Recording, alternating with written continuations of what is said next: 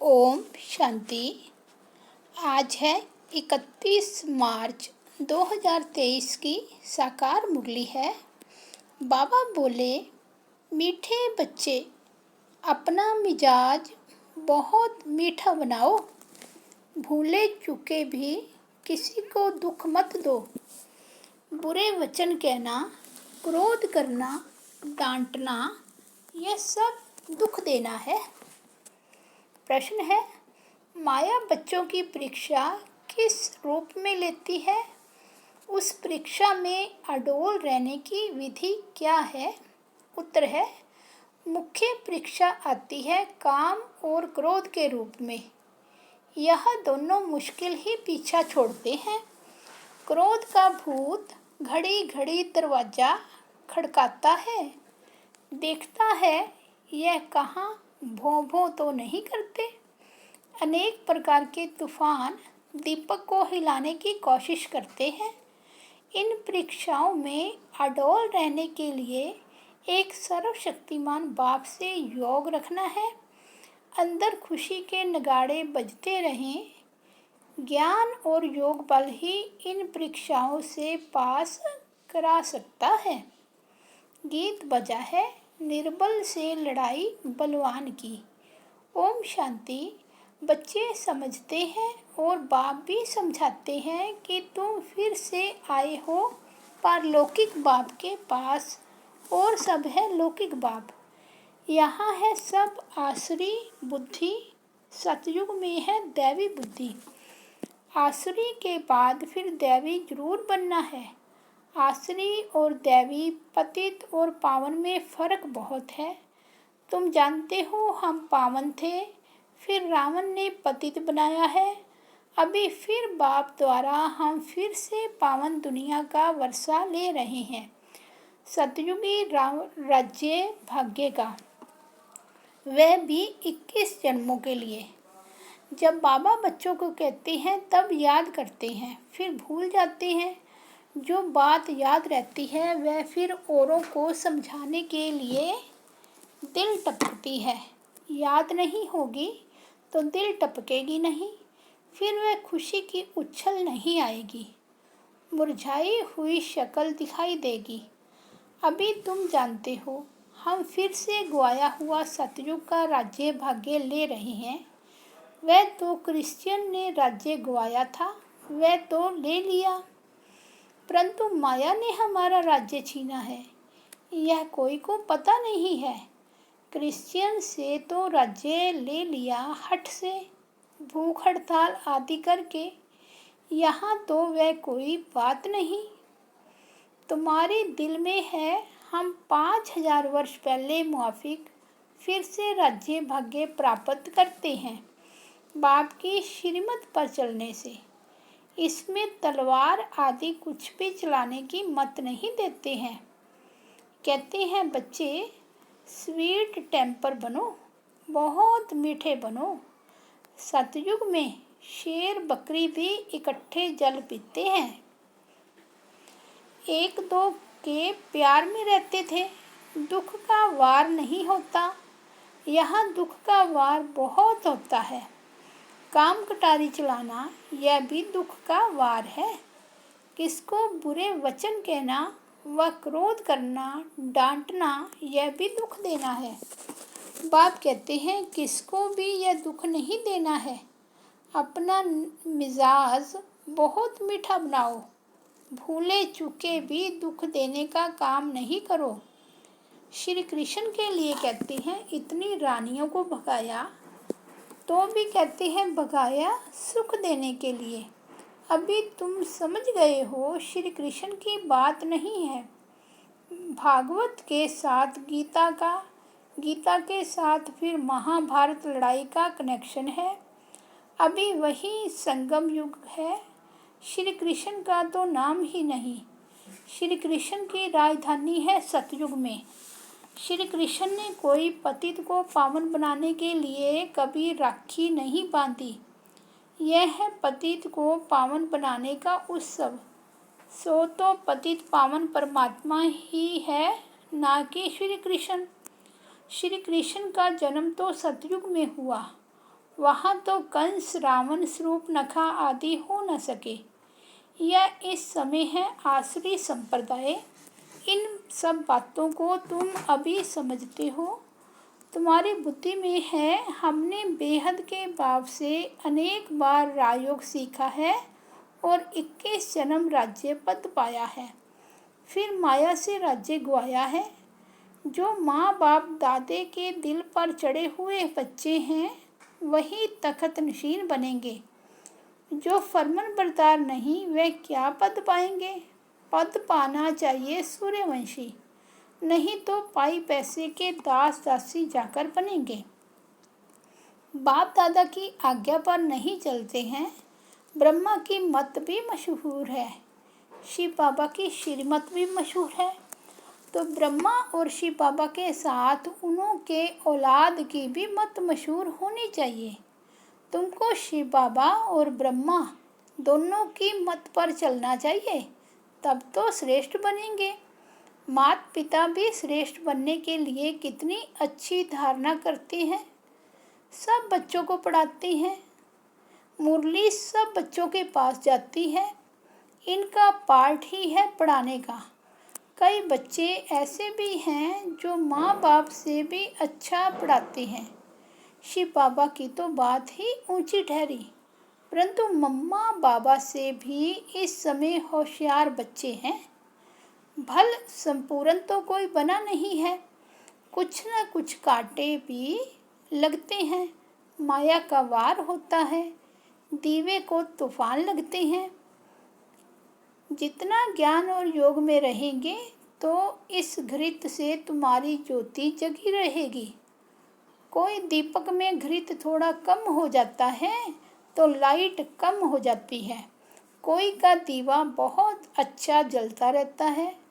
आत्मा रूपी दीवे को ही तूफान लगता है। तूफान तो लगेंगे। बाबा कहते हैं नंबर 1 अनुभवी मैं हूँ। रुस्तम से जरूर माया रुस्तम होकर लड़ेगी। बाप समझाते हैं, हे दीवे, ऐसे ऐसे तूफान आएंगे, परंतु कर्म इंद्रियों से कोई पाप कर्म नहीं करना। कोई ने कुछ कहा तो एक कान से सुन दूसरे से निकाल दिया, ऐसा अभ्यास करना पड़े। क्रोध भी मनुष्य की पूरी ही सत्यानाश कर देता है। यह भी बड़ी परीक्षा होती है। क्रोध का भूत आकर दरवाजा ठोकते हैं, देखें भों भों करते हैं। अगर कोई भों भों करने लग पड़ते हैं तो दीवा बुझ जाता है। माया सबकी परीक्षा लेती रहती है। समझा जाता है इनमें तो क्रोध था नहीं, अब फिर इनमें क्रोध आ गया है।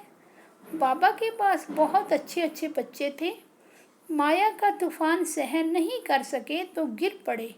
फिर कहा जाता है किस्मत। हम परीक्षा में ठहर नहीं सकते। बच्चों को तो परीक्षा में बड़ा अडोल रहना है।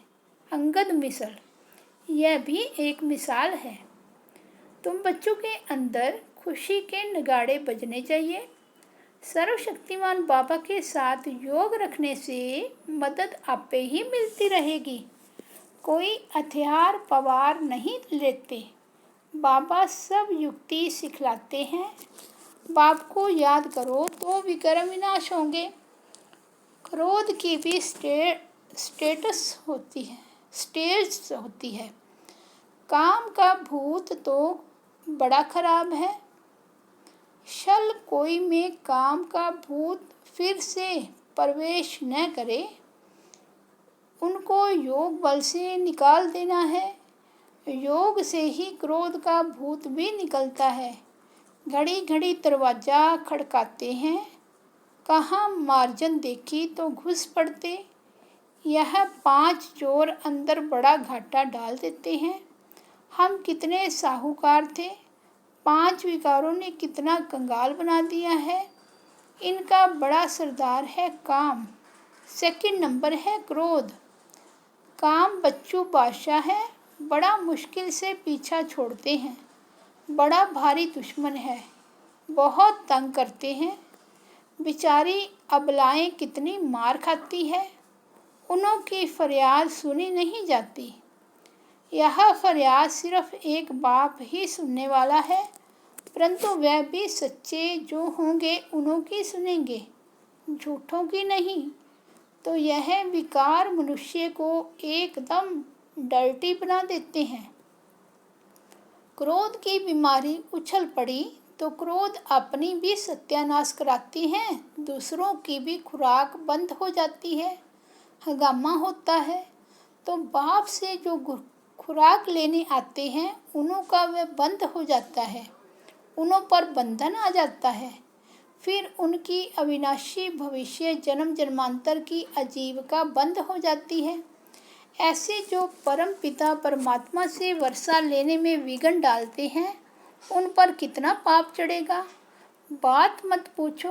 वे जैसे कि अपने ऊपर कृपा के बदले श्राप डालते हैं। कोई ट्रेडर बन जाते हैं तो कितने का नुकसान करते हैं। भविष्य हीरे जैसा जीवन बनाने में रुकावट पड़ती है। इसलिए बाप कहते हैं, महापापी, महा बेसमझ,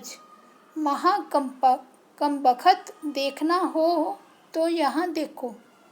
कोई अखबार में उल्टा सुल्टा डाल लेते हैं तो बेचारी माताओं पर कितनी आपदाएं आ जाती हैं, जानते हुए और फिर कुछ करते हैं तो उन पर धर्मराज की कितनी मार पड़ेगी। बाप कहते हैं, ऐसा काम कोई नहीं करे जो ट्रेटर बने और अबलाओं पर अत्याचार हो। उनको गाजी भी कहा जाता है। माथे में खून का टेम्परेचर बढ़ जाता है तो फिर तलवार उठाकर मारने लग पड़ते हैं, फिर उनको फांसी पर चढ़ा देते हैं। यहाँ तो ऐसे बन पड़ते हैं। कोई में क्रोध का भूत आ जाता है तो कितनों की आजीविका बंद कर देते हैं। बाप कहते हैं, ऐसे के लिए फिर बहुत कड़ी सज़ा है। जो ट्रेटर बन विघ्न डालते हैं उनके ऊपर बड़ा पाप चढ़ता है। चढ़े तो चाखे वैकुंठ रस, गिरे तो एकदम चकनाचूर। या तो वैकुंठ का मालिक या तो नौकर चाकर। ऐसा काम जो करेगा तो इतना ही पाप आत्मा भी बनेगा। बहुतों को दुख देने के निमित्त बन जाते हैं। बाबा को तरस पड़ता है, माताओं का तो रिगार्ड रखना है। वंदे मातरम गाई जाती है। बाप आकर कलश माताओं पर रखते हैं, उन पर अत्याचार बहुत होते हैं। तो सिकी लदे बच्चों को मदद बहुत देनी चाहिए। अगर कोई मदद के बदले और ही उल्टा काम करते हैं तो कितना नुकसान हो जाता है। बहुत सपूत बनना है, असुर को देवता बनाना है। बाबा तुम्हारा जीते जी नया चित्र बनाते हैं। आर्टिस्ट लोग चित्र बनाते हैं ना, फिर जो बहुत अच्छा बनाते हैं उनको इनाम मिलता है। यह बाप कहते हैं, मैं ज्ञान और योग बल से तुम्हारे चित्र ऐसे बना रहा हूँ जो तुमको यह शरीर छोड़ने के बाद एकदम फर्स्ट क्लास शरीर मिल जाएगा। तो मनुष्य से देवता बन जाएंगे। ज्ञान योग बल से तुम कितने गोरे बन जाते हो। बाबा जैसा फर्स्ट क्लास कारीगर कोई होता नहीं।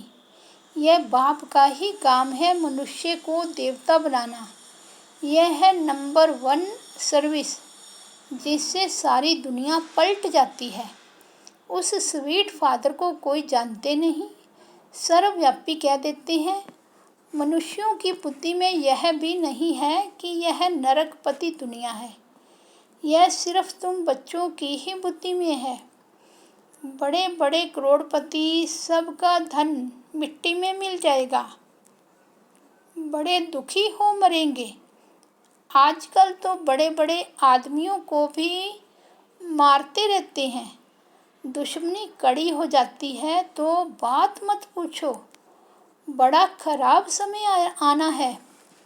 अब तुम बच्चे पुरुषार्थ कर रहे हो भविष्य के लिए, और कोई भी भविष्य के लिए पुरुषार्थ नहीं करते हैं। पुरुषार्थ में फिर माया भुला देती है, फिर जैसे के वैसे बन जाते हैं।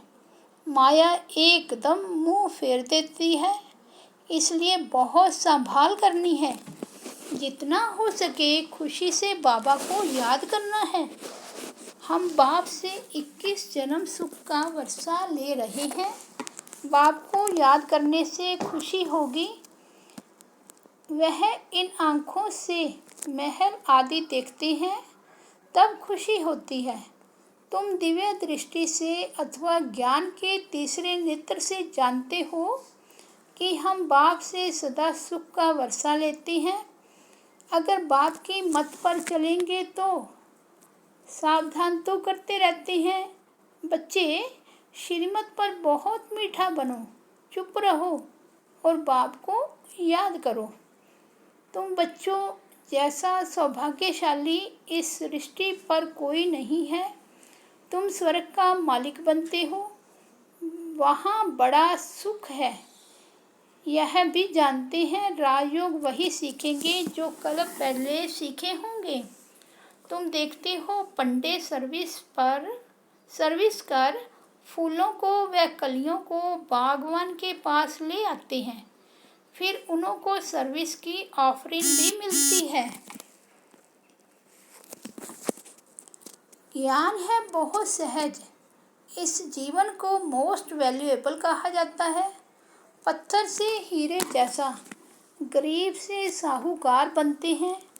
गाया हुआ भी है, अति इंद्रिय सुखमय जीवन गोप गोपियों से पूछो।